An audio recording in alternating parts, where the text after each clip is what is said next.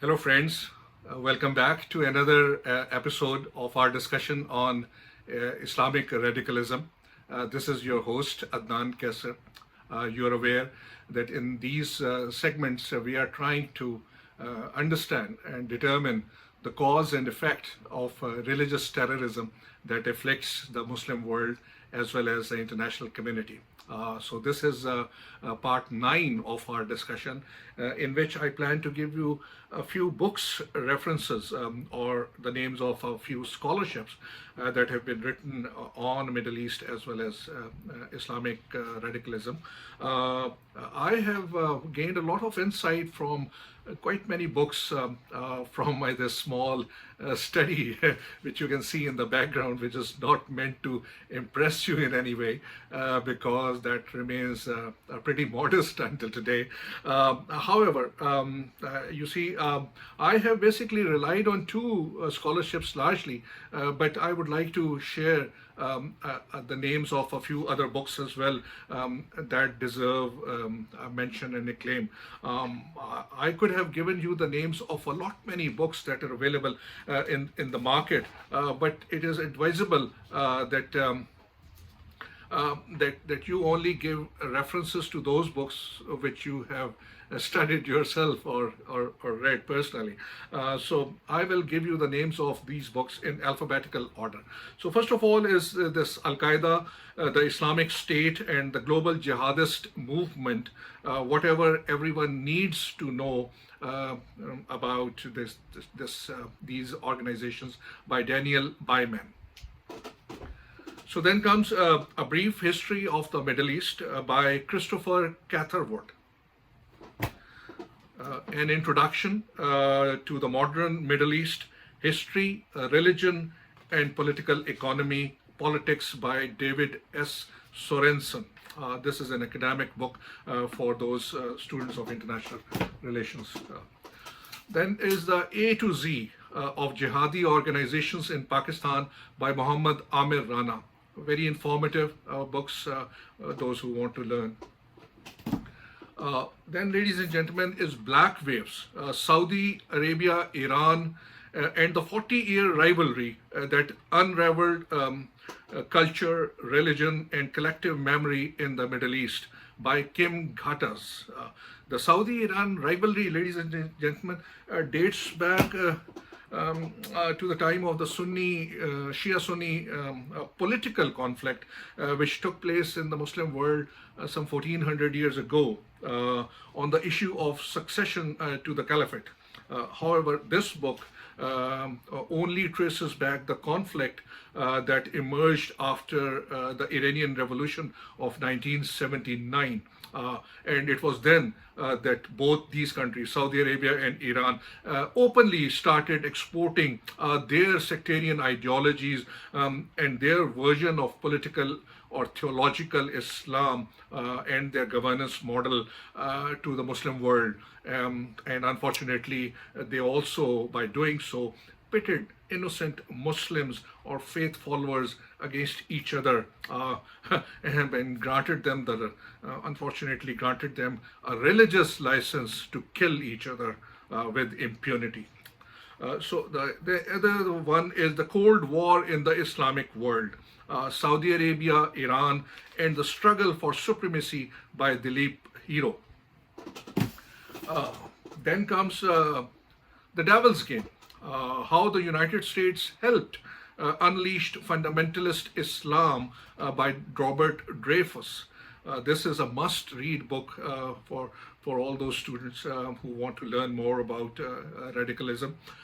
As I said in the earlier episode, at least there's a very detailed account of book review is available on the internet.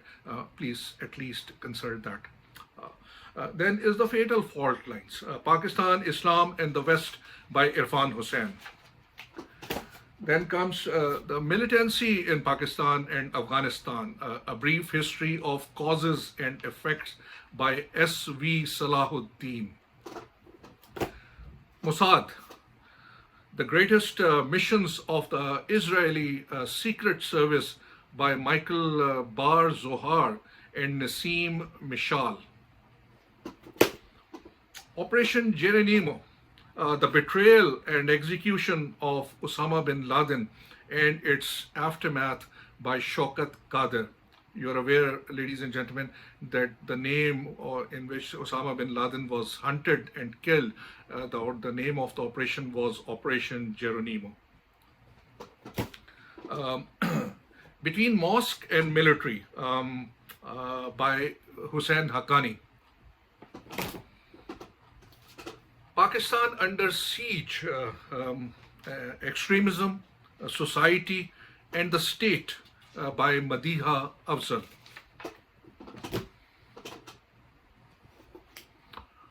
Pakistan's drift into extremism, Allah, the Army, and America's War on Terror by Hassan Abbas. Pakistan Terrorism Ground Zero by Rohan Gunaratna and Khurram Iqbal. This book has been written basically when Pakistan was undergoing a lot of war on terror on its soil, which had spilled over from the Afghan war by the NATO forces. Then is Political Islam in the Age of Democratization by Kamran Bukhari and Fareed Senzai. The Punjabi Taliban, Driving Extremism in Pakistan by Mujahid Hussain. Very informative book. Pakistan Before and After Osama bin Laden by Imtiaz Gul. You are aware, ladies and gentlemen, that Osama bin Laden was hounded and killed in the Pakistani city of Abbottabad in May 2011. Rise and Kill First, The Secret History of Israel's Targeted Assassinations by Ronen Bergman. A very exhaustive book, but with a lot of details and information. Sectarian War, Pakistan's Shia-Sunni Violence and Its Links to the Middle East by Khalid Ahmed, a very valuable scholarship. Sleepwalking to Surrender, Dealing with Terrorism in Pakistan by Khalid Ahmed. This is about the time when Pakistan was fighting its war on terror in its own country, which, as I said to you, spilled from the Afghanistan war, and all the terror forces had taken refuge in Pakistan's tribal areas when the war in Afghanistan started. Then is the Al-Qaeda connection, the Taliban and terror in Pakistan's tribal areas by Imtiaz Gul. The Dragons and the Snakes, How the Rest Learned to Fight the West by David Kilsulin. A very informative book about the strategies and tactics of terrorists and how they outsmart the Western forces. Then is the Caliphate Soldiers, the Lashkar-e-Taiba's Long War by Wilson John. Lashkar-e-Taiba, ladies and gentlemen, is another militant, political militant organization in Pakistan. Then is the Clash of Civilizations. I have shown you this book earlier by the remaking of World Order by Samuel P. Huntington. The Fluttering Flag of Jihad by Amir Mir.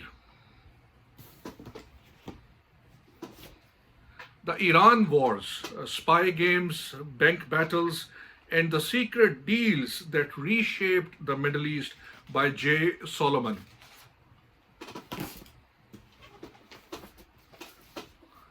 The New Arab Wars, Uprisings and Anarchy in the Middle East by Mark Lynch. Another very valuable book.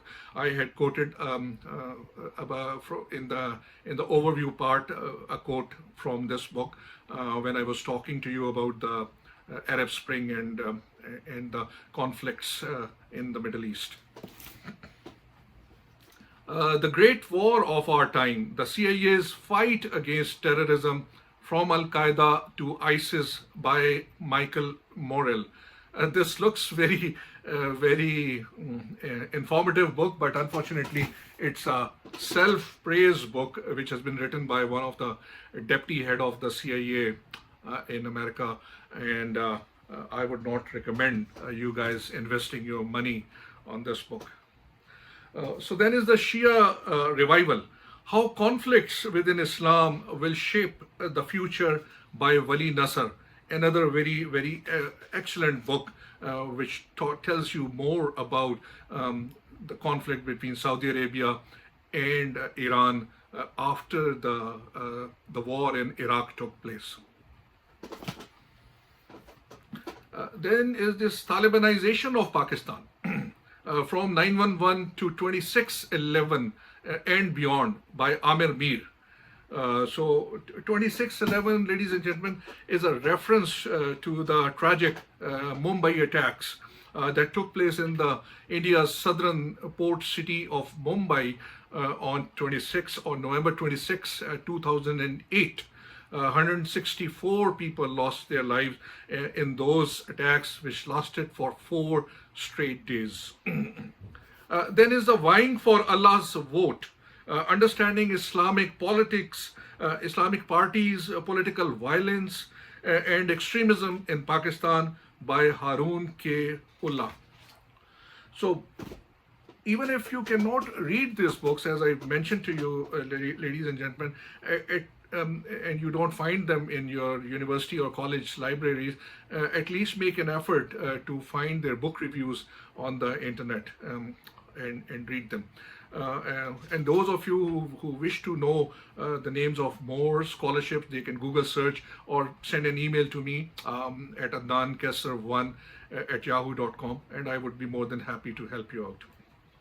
So as I said to you earlier, that for this presentation, I relied mostly on 2 books.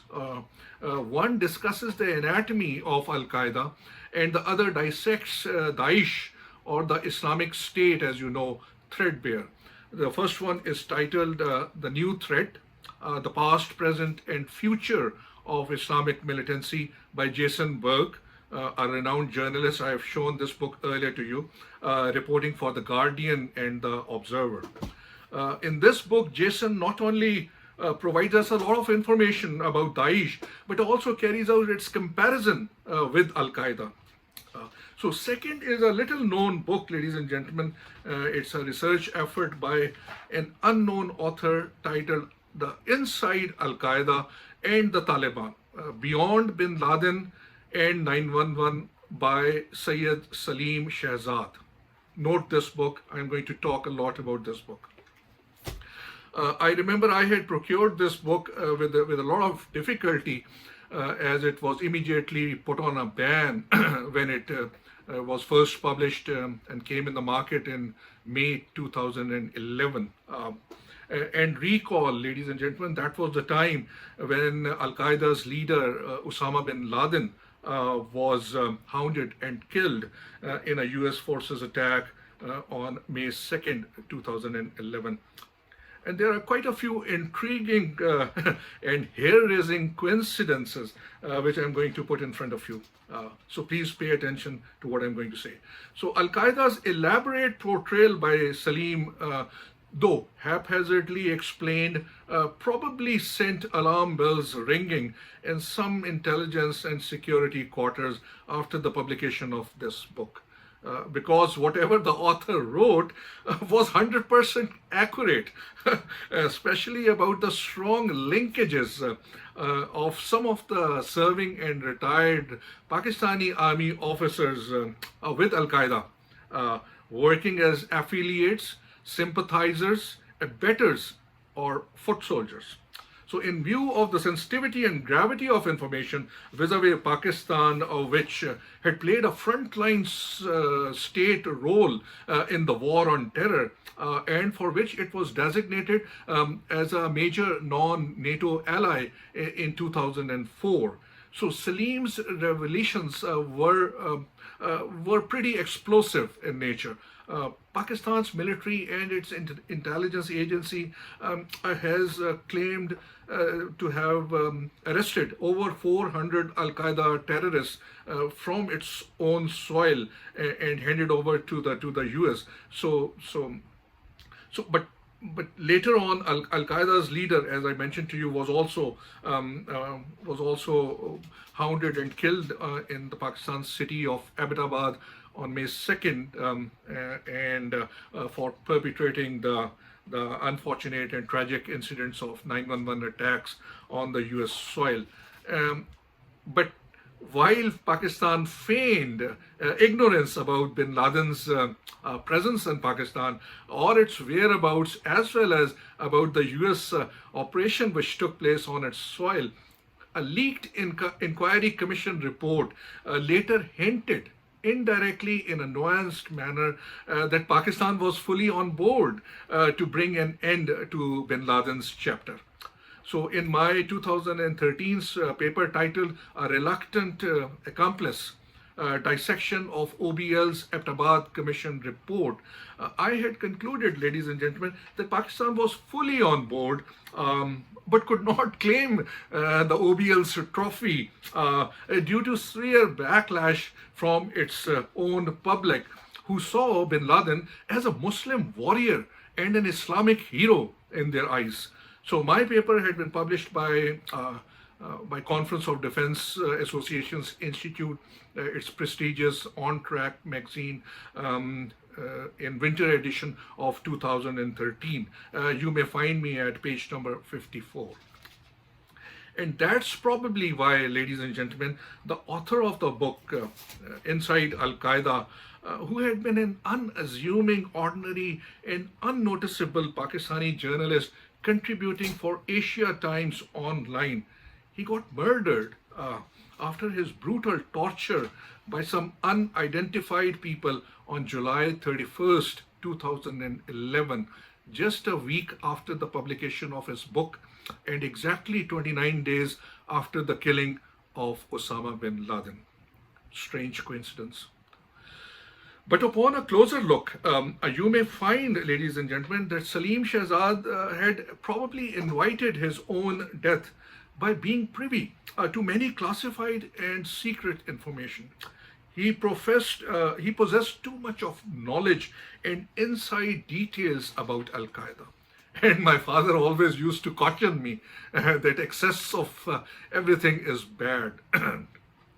So according to the Western media, like the New York Times and the New Yorker, Shahzad's murder took place at the hands of Pakistan's premier intelligence agency, the Inter-Services Intelligence, or the ISI. Please note, ladies and gentlemen, that I cannot comment on the veracity of those accusations or allegations. They are very serious allegations. But since this presentation or this talk is just a narration or a representation of the facts and events, so I'm just sharing the information with you. So while the New York Times published its report titled Pakistan's Spies Tied to Slaying of a Journalist on July 4, 2011, the New Yorker came out with a detailed account of Saleem Shahzad's murder in its article titled The Journalist and the Spies, the murder of a reporter who exposed Pakistan's secret by Dexter Falcons. This piece had been published by the New Yorker on September 12th, 2011. So much so that the former US chairman of the Joint Chiefs of Staff, who was believed to be a close friend of Pakistan's former Army Chief General Ashfaq Parvez Kiani, also hinted about government sanctioning of the killing of journalist Saleem Shahzad while talking to the journalist on July 8th, 2011. I'm referring to the BBC's report of July 8th, 2011. It was titled Pakistan Approved Saleem Shahzad's Murder, says Mullen. The Pakistani government obviously called the statement extremely irresponsible, especially since it came out from a top American official at that time. So the ISI also denied any involvement, though it had been reported that Saleem Shahzad had earlier complained about receiving threats from ISI's media management wing. Although having dropped the bombshell on Pakistan's government and its military establishment, Admiral Mullen later admitted that he could not confirm if the country's powerful intelligence was involved or not, by saying he did not have the string of evidence that links the death of Saleem Shahzad to the ISI. However, Admiral Mullen firmly held this view. And I wish to quote for you, it was sanctioned by the government. I have not seen anything that would disabuse the report that the government knew about this. Talking about Saleem Shahzad's murder.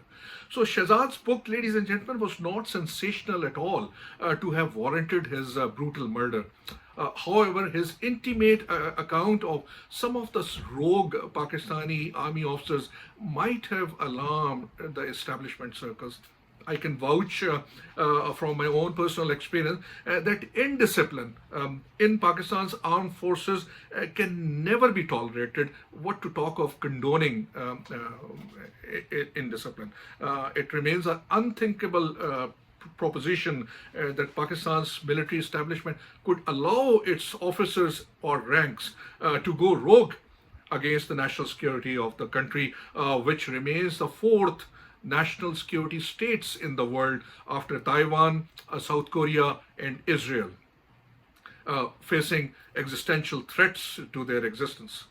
However, there is a great likelihood, ladies and gentlemen, that some of the armed forces officers, as named by Saleem Shahzad, had subscribed to Al-Qaeda's philosophy of Ibn al-Balad, or blood brothers, also called as the sons of soil, from trained military ranks. It must have made Pakistani authorities anxious about Saleem Shahzad's source of information. I will tell you more about Ibn al-Balad in due course, but there is a great possibility, ladies and gentlemen, that Saleem Shahzad has been killed by Al-Qaeda itself, because after getting all the desired propaganda items or information published by him, the author was of no use left to the Al-Qaeda. Excuse me. Or there could be a possibility that Al-Qaeda could think that Saleem Shahzad could divulge the sources of information under the duress of interrogation. If you recall, ladies and gentlemen, I had told you in the overview of this discussion that an intelligence asset elimination or liquidation plan is devised the same day that intelligence asset is created. Because having served its purpose, the asset's life then becomes a liability. However, briefly, Saleem Shahzad's book highlights Al-Qaeda's strategy to ignite an end of times battle. If you recall that in the overview section again, while presenting you the 8 overlapping factors of continued instability and conflict in the Middle East, in the Muslim world, I had told you about the prophecy of Prophet Muhammad, may peace be upon him, when he had prophesied about Ghazwa-e-Hind, the last battle of Islam to be fought between the evil and the virtuous. The Ghazwa-e-Hind, ladies and gentlemen, is said to catalyze the return and emergence of Imam Mahdi to vanquish the evil on the earth and establish a global Islamic caliphate at Khorasan, a region which presently comprises of Central Asia, Afghanistan, Pakistan, Iran, and India. And that's why Daesh Walayat Khorasan or Islamic State's Walayat Khorasan or Islamic State Khorasan ISK has been established in Afghanistan. While in some intellectual writings, ladies and gentlemen, the Ghazwa-e-Hind has already occurred. When a 17-year-old Arab general by the name of Muhammad bin Qasim, belonging to the Umayyad dynasty, he had fought and defeated a Hindu tyrant ruler named Raja Dahir in 711 AD at Sindh, present-day Pakistan. And obviously that after that defeat led to the propagation and spread of Islam in the Indian subcontinent. Other commentators, ladies and gentlemen, relate Ghazwa-e-Hind to a nuclear showdown or a war, if you will, between the two neighboring arch rivals who have been baying for each other's blood for the past 73 years due to their unresolved territorial disputes, namely a Hindu India and a Muslim Pakistan. For a detailed review to fully understand the concept of Ghazwa-e-Hind, I would encourage you to read one, Hussain Haqqani's Prophecy and the Jihad in the Indian Subcontinent, published by the Hudson Center, USA on March 27, 2015. And secondly, a two-part series by Sarmad Ishfaq under the title of The Resurgence of Ghazwa-e-Hind, Indian Transgression Against Muslims, published by the Global Village Space on September 18, 2019. Coming back to Saleem Shahzad's Inside Al-Qaeda, though not very lucid in his narration, oft dwelling or drifting into trivial vignettes of tedious minutiae, Shahzad kept using the recurring metaphor of the Arabian and Persian folklore of Alif Layla wal Layla, 1001 Night's Tale, with its English literature adaptation as the Arabian Nights.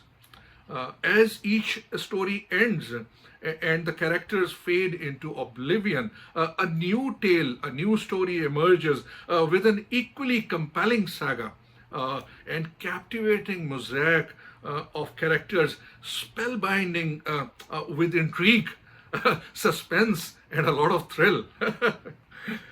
While I'll be discussing Al-Qaeda's philosophy and strategy separately in the next episode, Shahzad had outlined its building blocks as, and please pay attention to these, or you can make notes as well, very, very helpful to understanding Al-Qaeda's philosophy. Number one, to build strong ties with local population in smaller groups of disenchanted Muslim population from their governments and lure them towards the divine blessings of Sharia law. Number two, to enlist and recruit members from the same population or community as Ibn al-Balad, or the blood brothers or the sons of soil, who are willing to fight for the cause of Allah and sacrifice their life while attaining shahadat or martyrdom. Number three, to bring various Islamic resistance movements across the globe under the banner and patronage of Al-Qaeda for the establishment of a new world order. And finally, to establish Lashkar-e-Zil, or a shadow army, primarily for the protection of Al-Qaeda's elite or core leadership.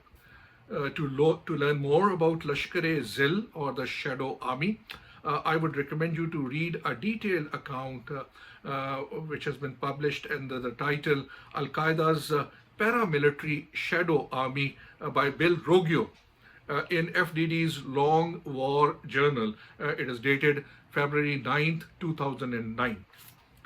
So Shahzad, ladies and gentlemen, was either too simplistic or naive or probably too ambitious, for he could not understand that he was being used as a pawn by Al-Qaeda to spread its message to all and sundry, ultimately losing his life in vain.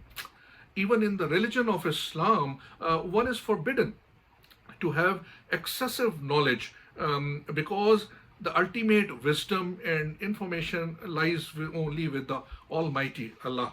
At least in Pakistan's case, we have witnessed many high profile people getting eliminated in the past, mark my words, eliminated, who had outstepped their authority or perhaps could not handle the knowledge about the affairs of state or had divulged their privy information entrusted to them.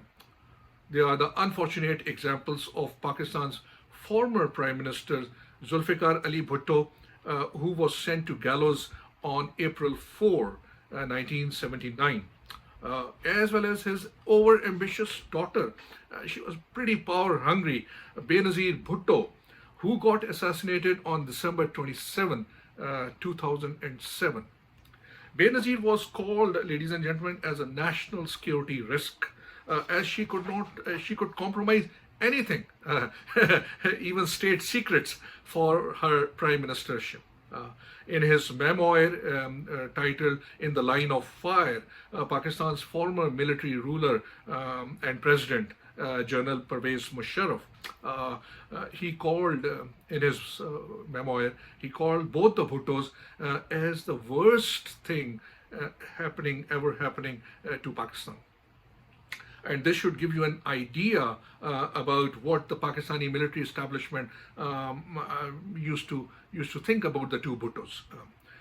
From an objective standpoint, both Bhuttos could not comprehend the limits of their constitutional power and authority in a country which I have said is termed as a national security state.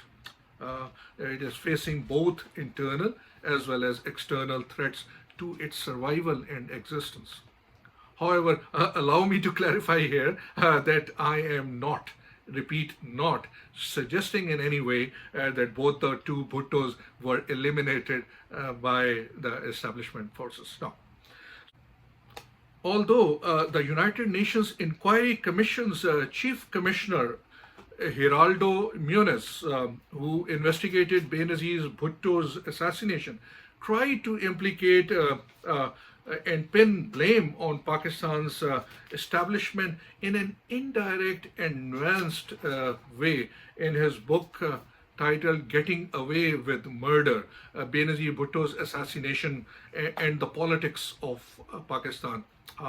But I can, I call it a lazy or a lousy critical analysis or thinking, because if it is unjustified that if you cannot reach to a conclusion in your investigation, you start to blame a country's intelligence agency. So this is bad line of thinking. And ladies and gentlemen, in Benazir's assassination, this is a pretty complex matters in those countries. The fingers are pointed somewhere else.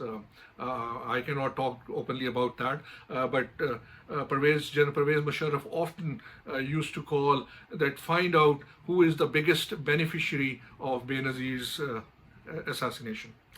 So these political assassinations, as you know, have always been multifaceted and complex matters in the Middle East and South Asian countries. You know the issue of Prime Minister Rafiq Hariri's assassination in Lebanon several years ago. But similar thing happened to Pakistan's former president, the all-powerful General Ziaul Haq as well.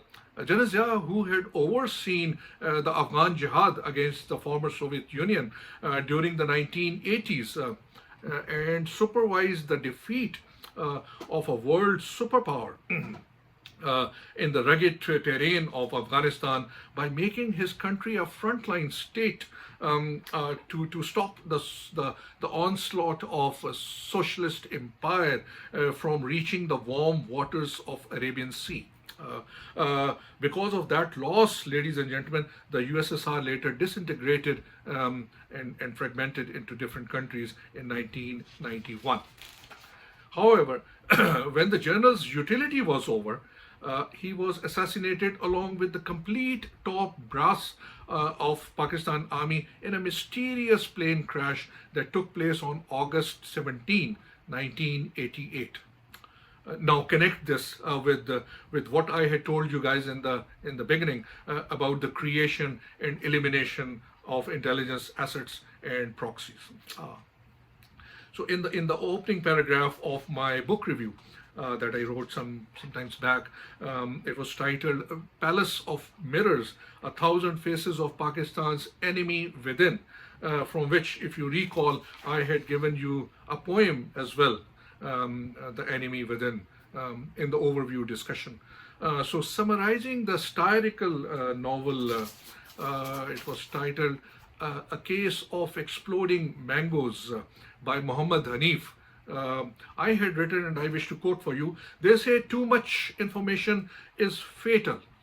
The aphorism reinforces spycraft's dictum that an intelligence assets elimination plan is devised concurrent to its creation. Since the asset, having served its purpose, becomes privy to too much of sensitive and classified information, a time eventually arrives when it becomes necessary to eliminate the trail or footsteps or footmarks. Similar to the Frederick Forsyth's epic novel of 1984, it was titled The Fourth Protocol. There had been a movie also several years ago, and you must watch it, The Fourth Protocol. So the unsolved murder of journalist Saleem Shahzad, the author of Al-Qaeda, inside Al-Qaeda, ladies and gentlemen, may also fall into the same category. For he came to know too much about Al-Qaeda, most probably from the wrong fellows. And now I very well know why my father used to admonish me not to have too much of information. So this information or knowledge, ladies and gentlemen, that we carry, it works according to a law of gravity. Please pay attention to this theory, might be helpful to you. Things are moving in their respective orbits at a certain pace. Just like the atoms were moving in an orbit. So if you want to know as to what is happening, you need to first enter into that orbit and then move it at that specific speed. But if you are slow in understanding, you get crushed. And if you are too quick in your comprehension, you get eliminated. Those of you who might have a chance to carry out tawaf or anti-clockwise circular walk around the holy Kaaba at Mecca in Saudi Arabia might have experienced that if you are in an inner circle, your paces are extremely slow, and you feel as if from the pressure of people from your behind is crushing you down. However, if you begin to walk briskly, you will see yourself moving outwards to the outer circle, thereby getting eliminated from the orbit. So with this rather frightening note on elimination and liquidation, ladies and gentlemen, allow me to wind up this lengthy segment. This, had been part 9 of our overall discussion on Islamic radicalism. I will return with part 10 to brief you about the strategy and philosophy of Al-Qaeda, as well as give you some of the names of some terror groups. Until that time, please grant leave to Adnan Qaiser. Hope you're enjoying this talk, and we'll meet again. Until that time, take good care and bye for now.